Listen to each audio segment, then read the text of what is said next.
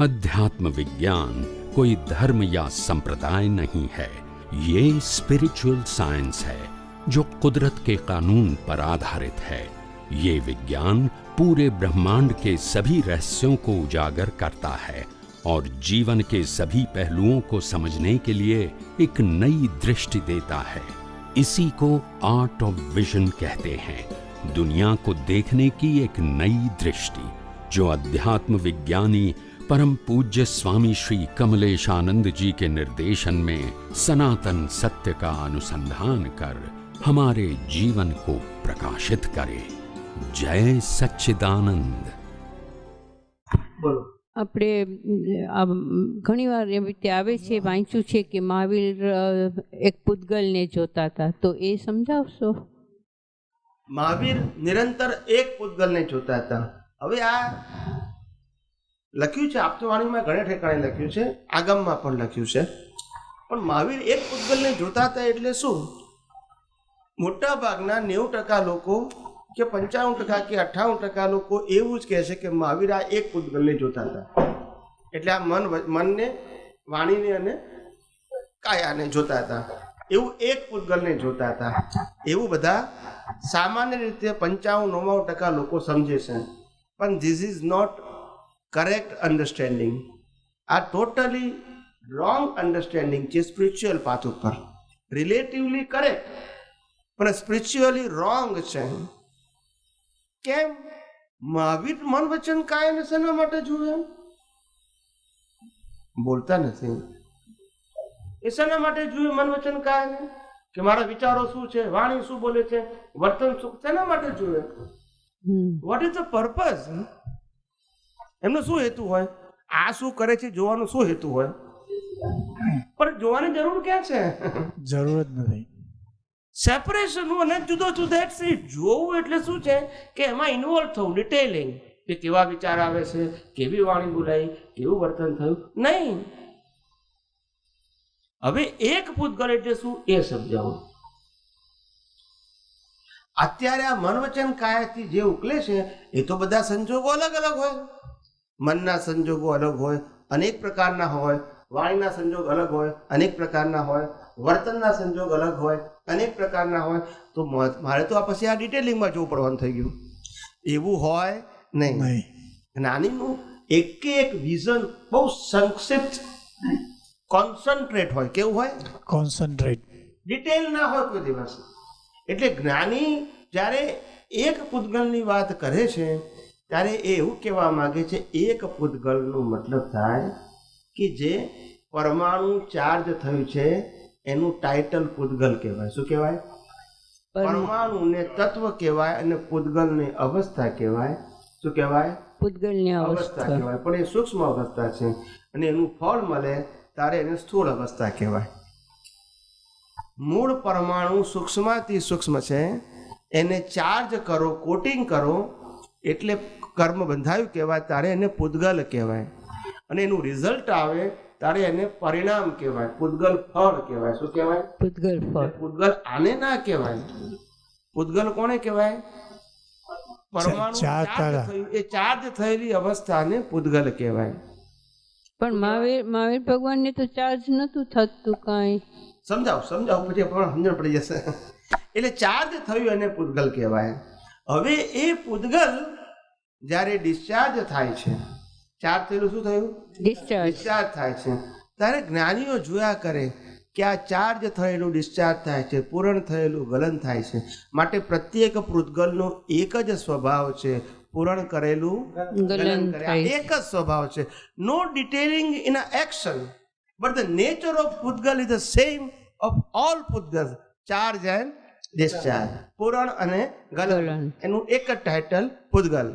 એટલે શ્રીમદ રાજચંદ્રએ લખ્યું છે, તમે બધા સાંભળ્યું જશે, રજકણ કે રિદ્ધિ વૈમાનિક દેવની સર્વે માન્ય પૂતગલ એક સ્વભાવનો. સાંભળ્યું છે કે નહીં? સાંભળ્યું.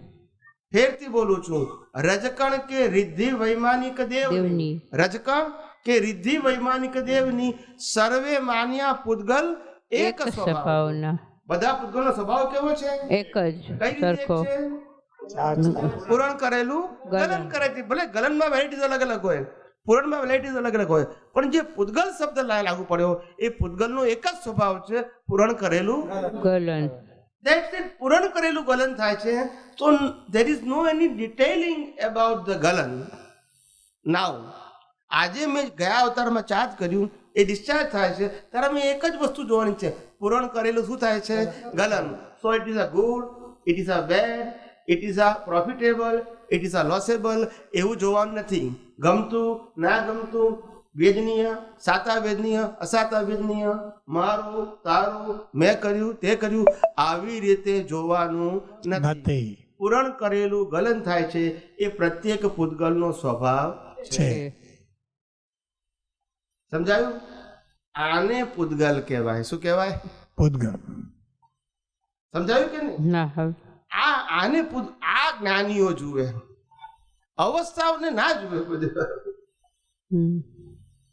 સમજાયું? હા, એટલે એ સમજાવ્યું કે મન વચન કાયાની જે અવસ્થા એને ના જોઈ, પણ તો પણ હજી એમ નથી સમજાતું કે પૂતગલને એકવાર જોઈ લે કે આ પૂરણ થયેલું ગલન થાય છે, પણ પછી એ આટલું બધું એમાં આવે છે કે કન્ટિન્યુઅસ આ જ જોતા હતા, એ કોઈ દિવસ સમજણ જ નથી પડતી કેવી રીતે. એનું કારણ સમજાવું તમને.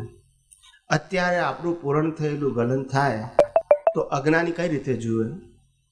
પૂરણ થયેલું ગલન થાય છે તો એને પૂરણ થયેલું તો દેખાતું નથી, પણ ગલન થયેલું દેખાય છે તો કે મનમાં મને વિચારો આવ્યા, સારા આવ્યા, ખરાબ આવ્યા, ગમતા આવ્યા, ના ગમતા આવ્યા, હિતકારી છે, નુકસાન કરતા છે, એવું વાણીમાં બોલાય, એવું વર્તનમાં બોલાય, એવા આ મન વચન કાયા સાથેની બધી અવસ્થાઓમાં જે સંકળાયેલા હોય વ્યક્તિ કે વસ્તુ એમાં થયા કરે. આ બધું શું થઈ ગયું? ગલન. ના, ગલન થઈ ગયું. પણ સામાન્ય વ્યક્તિ આ ગલનને જોવે કઈ રીતે? અવસ્થા તરીકે. ને અવસ્થામાં ડિટેલિંગ આવ્યું કે નહીં? આવ્યું.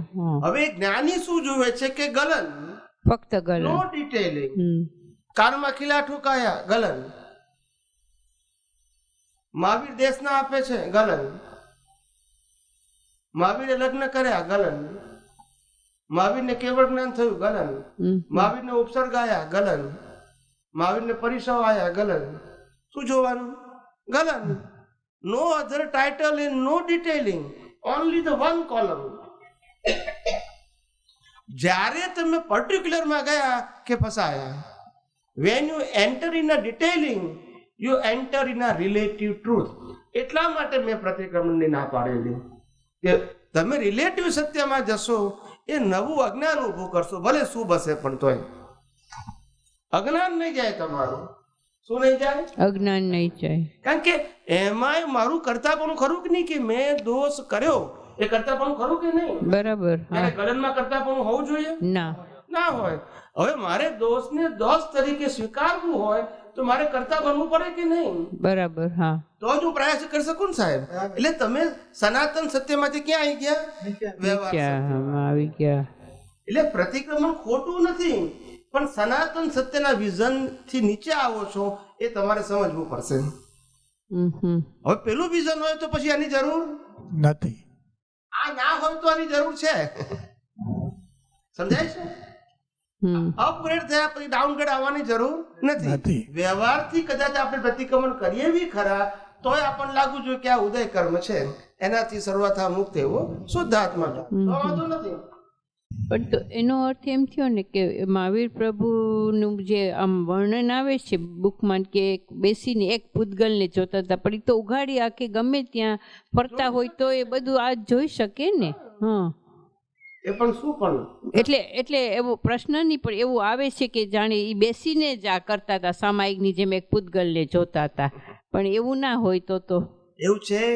આ તો જસ્ટ વાત કરું છું કે ભગવાન મહાવીરનો જે શાસ્ત્રમાં જે દીક્ષા પછીનો જે આખી લાઈફ બતાવી છે એમાં ભગવાન મહાવીર દેશના સિવાય કોઈ જગ્યાએ બેઠા જ નથી, ઊભા જ હોય. જંગલોમાં પણ કેવા હોય? એને વિચરતા હોય ને, બેઠા ના હોય. હા, એટલે બેઠા ના હોય. બરાબર. કોઈ જગ્યાએ બેઠા ના હોય. એમને ઊંઘ પણ ઊભા જ હોય, સમય માટેની હોય, કેવી સેકન્ડ માટેની હોય. તે પૌદ્ગલિક જરૂરિયાત. કેવી પૌદ્ગલિક જરૂરિયાત? એમને બેસવાનું ના હોય એક્સેપ્ટ દેશ ના આપે ત્યારે. એટલે આ કેવળ જ્ઞાનનું ફળ હોય જે પૌદ્ગલિક ઊંઘનું કયો છો એ તમે? એમને કેવળ જ્ઞાન થયું હોય પછી આવ્યું જ બધા એટલે તીર્થંકર કેવળ જ્ઞાન પહેલા પણ તો વિચારતા હતા. એમને તો કેવળ જ્ઞાન માતાના ગર્ભમાંથી હોય પણ એને કેવળ જ્ઞાન કહેવાય નહીં because of the due date. હા એ સમજાણ્યું. કેવળ જ્ઞાન જ છે એમને માતાના ગર્ભમાંથી જ છે એટલે એમને પુરુષાર્થ છે જ નહીં. હા બરાબર.